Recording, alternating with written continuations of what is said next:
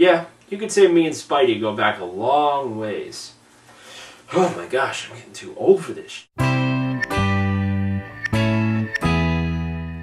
How's it going, everybody? Welcome to the film review, episode number 83, and the film I'm going to be reviewing for you guys today is The Amazing Spider-Man. The Amazing Spider-Man is directed by Mark Webb, who previously directed 500 Days of Summer, and it stars Andrew Garfield, Emma Stone, Rhys Ifans, Sally Field, and Martin Sheen.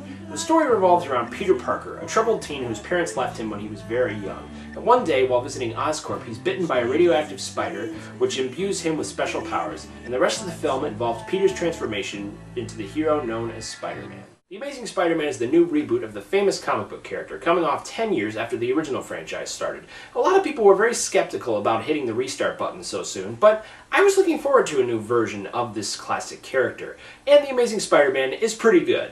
Not quite amazing, but we'll get to that later. The thing that makes this film for me are the performances. Andrew Garfield is terrific as Peter Parker. He's just the right amount of awkward, charismatic, and emotional that makes him a superior Spider-Man to me than Tobey Maguire. Not that I didn't like Tobey Maguire as Spider-Man, but Garfield really makes the character his own. Emma Stone is equally as good as Gwen Stacy, Peter's first love, and the chemistry and the relationship between the two of them is one of the main highlights of this film. We also get some good supporting work from both Sally Field and Martin Sheen, and Rhys Ifans is a very compelling Dr. Connors, who's really the tragic figure of this entire story. I also think the direction here is very good. Mark Webb does a really good job of infusing the drama with real emotion, and also does a fine job staging some of the action sequences here too. Now, I did have a few problems with this film. First off, I think the script here could have been a bit better. I mean, there are certain characters and plot developments that are just disappeared, never to be mentioned again, and I feel like I really wanted some more closure in terms of those dangling plot threads. Also, while the CGI of the lizard was very impressive, I felt like the character itself just wasn't that threatening to me. I mean,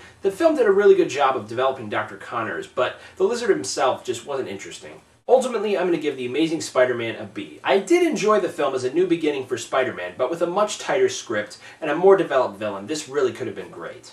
So that's it for this review. My next review will probably be up on Saturday when I review Savages, the latest film from director Oliver Stone. And if you like this review, hit that subscribe button up there so you can get more reviews from me. Anyway, thank you for watching, and I will see you on the other side.